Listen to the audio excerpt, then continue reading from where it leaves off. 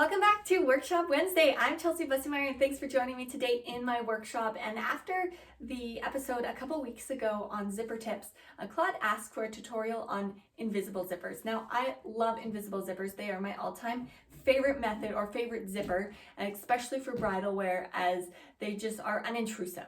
You don't see the zipper, you don't take it into consideration when you're looking at the finished garment on, yet you have that easy method to get in and out of your garment. When it comes to zippers, there's a lot of different techniques and ways to install a zipper, especially an invisible zipper. I'm going to show you my favorite method and why this is my favorite method. So lots of times people will want to put the zipper in earlier on in the process. However, I like to leave it till one of the last things. Today, we're putting it in just the back half. The back half is finished and I've left it open on the sides just so that we have more mobility to get in and out and to turn things around. That's the main difference between putting in the zipper earlier on and later, is the earlier you do it, the less other material you have around, and then you can finish off the corners evenly after you have the zipper in. Whereas if you work square and even from the beginning, which is what we really want to strive for when garment making, cutting out the same size piece for both the right and the left half of the back, and then stitching them evenly together so that the ends line up, even when we're leaving that opening for the zipper, and attaching the lining with the same distance of seam allowance. If you're always working precisely and square, then you don't need to worry about things not lining up, even if you do put in the zipper later on. Here you can see how nice and square it is at the top. Both the right and the left half of the back here, this is a low cutout scoop open back, line up perfectly where the zipper is going to be placed inside. So we know that this is going to be square if we attach the same length of zipper to either half of the skirt. When we turn it on the back side, you can see that the lining is open a little bit farther down than the outer garment. I always like to leave between a half an inch to an inch more open in the lining when I attach the lining to cover up the zipper on the inside of the garment. Now, another question that Claude had or mentioned was that she was taught to either pre-wash or steam zippers beforehand. And that would be definitely helpful, especially if you are using a cotton zipper. A lot of zippers are nylon, so they don't really shrink unless maybe exposed to really high heats. So if the garment is going to be washed, you could definitely pre-wash your zipper under the same conditions, just to ensure that if you are going to have any shrinkage, your zipper doesn't shrink after you've made the garment. Okay, first we're going to start off by putting an invisible zipper foot on. We need this foot with the grooves in it to flip up the edge or the teeth of the zipper so we can stitch really nice and close to that edge. Next, we get to look at our garment and see which half of the zipper we want to attach first and where the placement should be.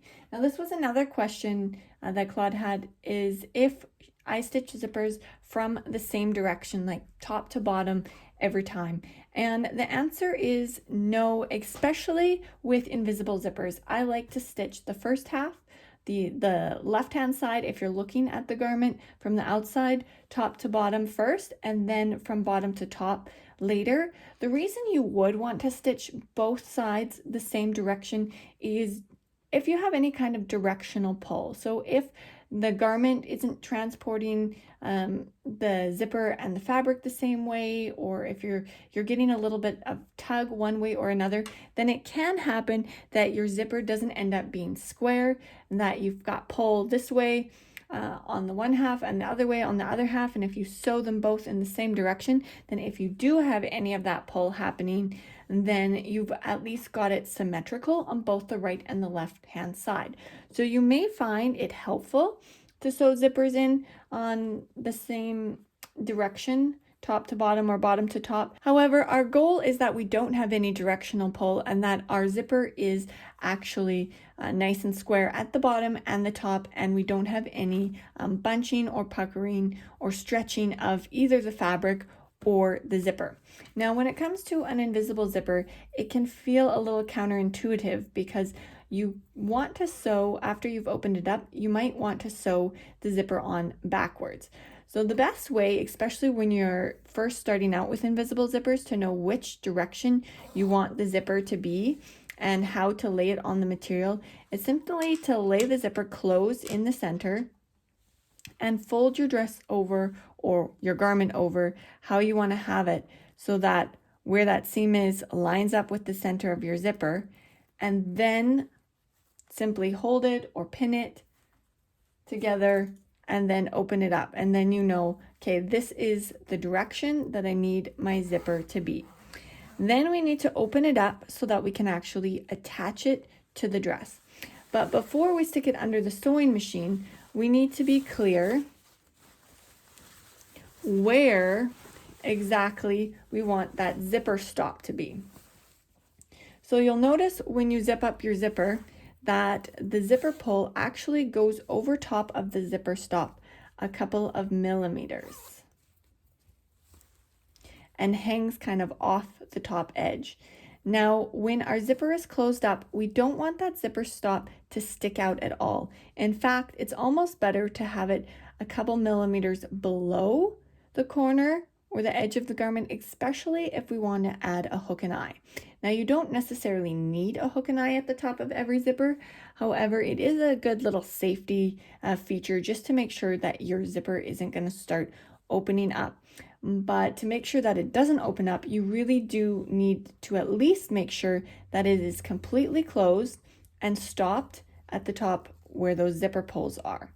So when I pull my zipper pull all the way closed and line it up with the transition or top corner, top edge of my zipper, I can see that if the placement is here, my zipper pull is not going to be sticking out at all. Now, the next thing you need to be also certain of is where exactly your stitch line is on your garment. How much seam allowance do I have? And to ensure that the zipper or the teeth, this very edge, is placed right at the stitch line, because our grooves on our foot are going to flip up these teeth, roll them over, and we're going to stitch underneath the teeth.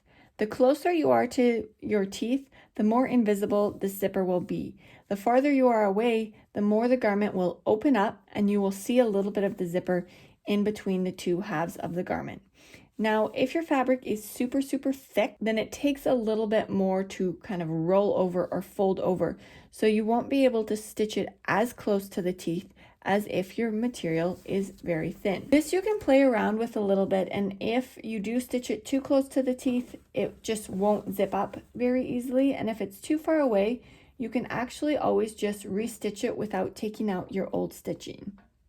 So I'm going to lower down my pressure foot while folding up or rolling up this edge to start. It is always a little bit tricky right at the beginning because the zipper stop is a little bit thicker than the rest of the zipper, so it doesn't always feed through the zipper foot very well in the groove. It might not nestle down really straight until after you're past that zipper stop. You can also definitely do a basting stitch or row attaching the zipper to the garment before you start. However, once you get the hang of invisible zippers, then you won't need to do that as well, and I'm not going to do that today either.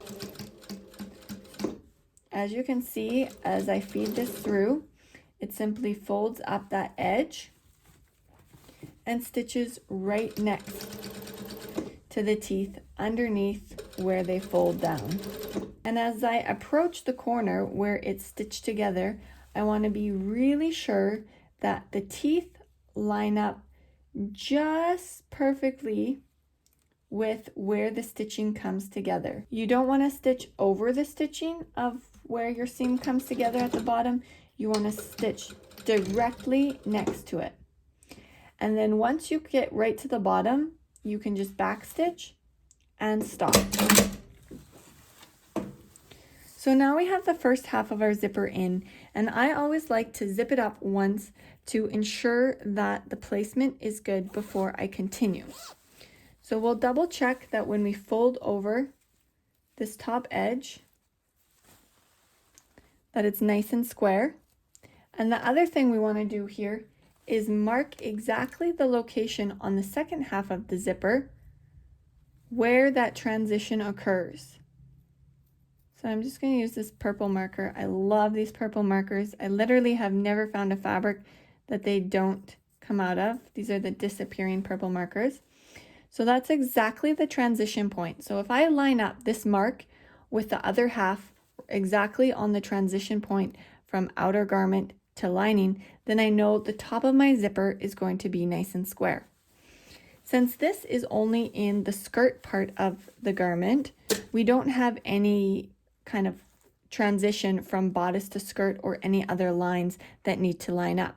However, if we did have a seam bodice to skirt or that kind of thing, we could also put a mark on our zipper where that transition happens so that we could line it up there as well. We do, however, want to put a mark at the very bottom. So the bottom mark doesn't really matter if it's right where the zipper stops and the seam starts in the center back, or if it's a little lower. The important part here is that these markings line up. So ensure that your purple marking or whatever type of marking you're doing is not just on the one half of the zipper, but transfers over the connection really nice and strongly, as we will use this mark to ensure that the bottom corner of our zipper is square and lined up. Next, we need to open the zipper again, as you can only stitch invisible zippers in when they are open. And we'll start at the bottom this time. Once we've lined up our marking exactly square with each other, then we know that the bottom of our zipper will be square as well. Again, it doesn't really matter where your needle starts. You just want to start sewing before you get to the opening where the zipper needs to be attached. Getting started is once again the trickiest part, just because we're very close to the other zipper and where it is attached, so it can get a little bit thick. I'm just going to back stitch a couple stitches as well and then continue. Here you can see my middle purple mark, and if there was a transition location, I could ensure that that lines up. However, I only have the transition of the bodice or the outer material and the lining rather. So I'm going to just put a pin in it here so that I know that I'm attaching the zipper nice and even, but we can see right away here that it's laying nice and flat. I don't have a longer amount of zipper or a longer amount of material at all. They line up exactly even.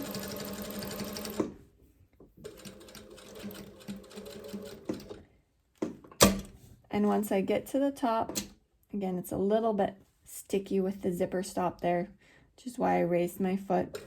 I'm just gonna go right to the top edge and back stitch, not stitching any farther onto the lining, because I want to leave this little tail end loose, as I like to fold it kind of behind itself and over at that top corner when I attach the lining. But first we're going to double check that we like the way the zipper is installed, and then switch out our foot before we attach the lining.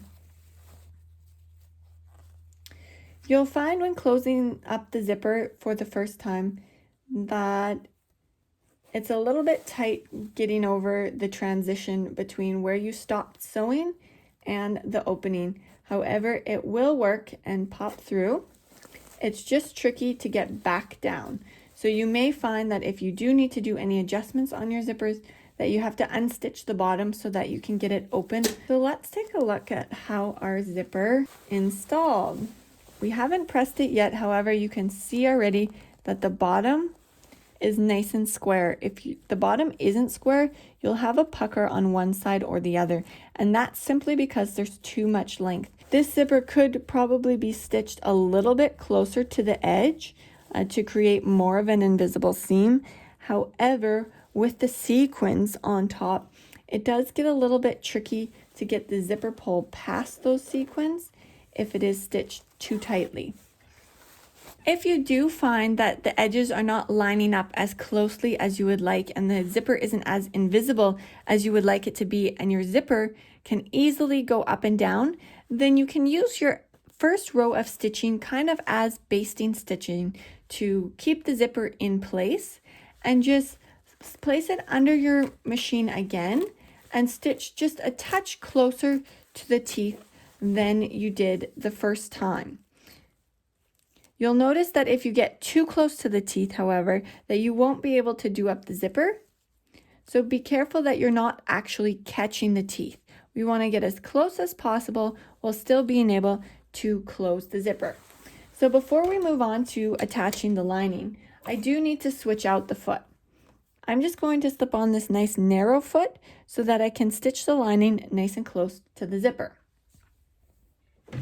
Now, you don't necessarily need to have a lining. You might put an invisible zipper in a garment without a lining, and just use your discretion as to if you want to finish the top edge before you put in the zipper or after the zipper. There's really no right or wrong way to do it.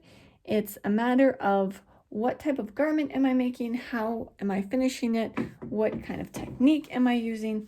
But I love linings. They just look really professional. So to close up the lining, I've opened up the zipper again, and I'm just going to take my top edge of my zipper and I'm going to fold it over and out to the side so that that extra material isn't sticking up past where the fold line is for the top corner.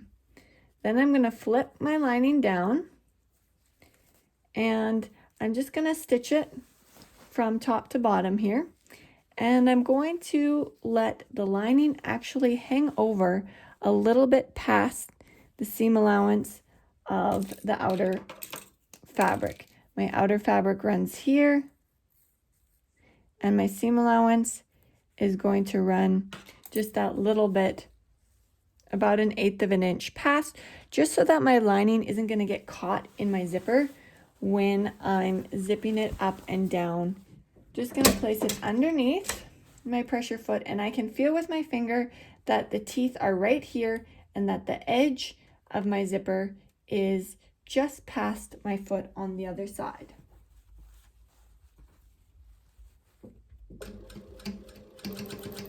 You end up actually stitching pretty much perfectly your seam allowance width from your needle to the raw edge.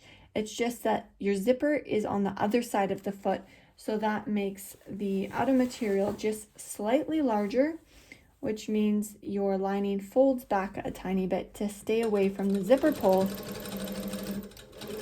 when you're zipping up and down to open and close the zipper.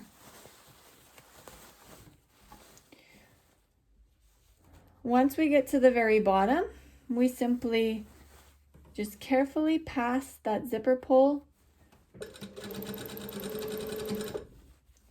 until we kind of meet up with where our stitching starts on the center back. There will be a little bit of an offset area in between where the stitching stops in the center back and where your stitching stops to attach, but this is not a problem at all on the inside. It doesn't cause any kind of issue later on. So this part of the attachment, you can definitely do both top to bottom. It doesn't really matter if you go bottom to top this way or top to bottom again.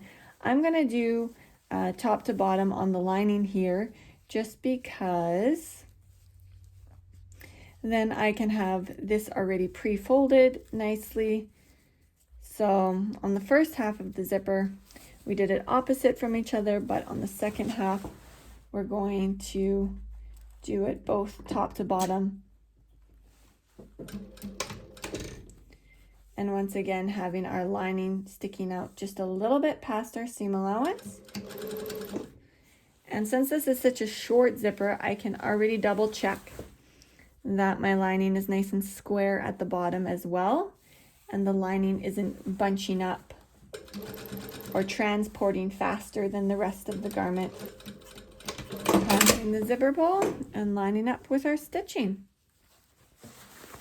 Okay, now we can flip it around and see how it looks.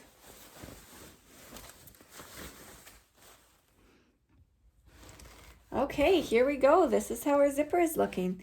The last part of the process is just giving it a nice little pressing. You can definitely press it in between doing the outer layer and the lining. Here I just left it till the very end. When you are doing it from the outside first, if you haven't pressed the lining yet, then definitely ensure that your lining isn't flipped under or folded funny when you do press it. And the other thing I wanted to mention here too is with invisible zippers, they are really the most flexible zipper when it comes to length. Obviously, you need to have at least the length of the opening that you want to have. You do need to have a little bit longer, or it is definitely easier to install if you have a little bit of extra length so that you can open it up when squaring off the bottom and get that nice and square. But you can really have a zipper as long as you have it, and just trim it down. Especially if you have a lining that's covering up the edge, you can just leave the zipper just straight cut off, as the zipper will never get to that unattached bottom when you are opening it up, just because it can't anymore. But you can also, if you have a garment that doesn't have a lining, just sew a little piece of fabric over the end after you've cut it to the right length. But they are super flexible when it comes to length. Now I do want to just flip this over quick and show you what the lining looks like when it's attached. So here we have the zipper teeth, you can see as it goes along, and this is why it's just so nice to pull that lining over just a slight bit so that the lining isn't rolling over and getting caught in the zipper. I'm sure we've all experienced that at least once in our lives, when the lining of the garment is getting caught in the zipper when we're trying to open or close it. So here's a quick peek at our finished zipper. Once again, you can see it's nice and square at the top. Again, you can add a hook and eye just on the inside to keep that top edge even closer together, and it's also helpful for doing up the zipper if the top corner is already attached. And the bottom is nice and square. We don't have any kind of puckering at the bottom of our zipper or differences of pull in any direction how it is attached. It's attached nice and straight to either side. Due to the fact that it does have the sequins on it, you could probably, on a smooth material, attach it a little bit closer, but we want to be able to get the zipper open. It even is catching a little bit on the sequins, but we want it to be as invisible as possible when we're zipping it up and down. And I did just want to show you one more invisible zipper here, just because this is a great example of a zipper that has a lot of locations where you want it to line up. So here we have the top corner, and then where the sash starts, and all of the pleats, and the bottom of the sash, and of course the bottom of the zipper, so that we have a nice square bottom. Oh well, the zipper goes down quite low just because it is a fitted dress, but that just shows you how well an invisible zipper, a well installed invisible zipper, can really truly be invisible and add that nice connection or closure for your garments. The other thing I wanted to mention here, other than just marking each and every location that you have that you really want to line up, if you have a pattern, for example, stripes, that kind of thing, then close up that zipper once you've stitched in half of it and really mark every location that you want to exactly line up to a spot on the other half of the zipper so that it's nice and square and straight. The other thing here is here where the waistband is, especially because it's also pleated, there's a lot of layers of material. This lace is also really quite thick, so it gets really, really thick to just fold over and bend over on the zipper. So you may find if you have locations like the transition from a top to a bodice or a waistband, that kind of thing, that in this area you need to stitch a little bit farther away from the teeth. So if you've stitched it in and you've done it even all the way along, but then you zip it up and always at this spot where it's thick, your zipper pull just stops and you really have to tug on it to get it past, then maybe just take out your stitching there and overlap and stitch a little bit farther away from the teeth. It will have a little bit more of an opening or tug here when I pull it apart. You can kind of see the zipper, especially because it's a contrasting color to the waistband. But you may need that extra just width or distance between the two edges, just so that your zipper can actually go up and down and you don't have to really tug on that invisible zipper. Because that really is the only drawback to invisible zippers, is that they are more delicate than most other zippers, just due to the fact that their teeth are so fine. So if they do suffer a lot of abuse from pulling on the zipper pull really hard, or if you do end up catching the teeth and stitching through the teeth because you've stitched too close to the edge, it can damage those teeth and then cause the zipper to break, either when you're trying to do it up or just in wear, which we definitely don't want to happen. That brings us to the end of today's episode. If you have any questions, definitely post them below, or better yet, join my Facebook group and you can ask any questions anytime there, as well as let me know if there's a specific topic you would like to see a Workshop Wednesday episode created on. Until next week, take care and happy sewing!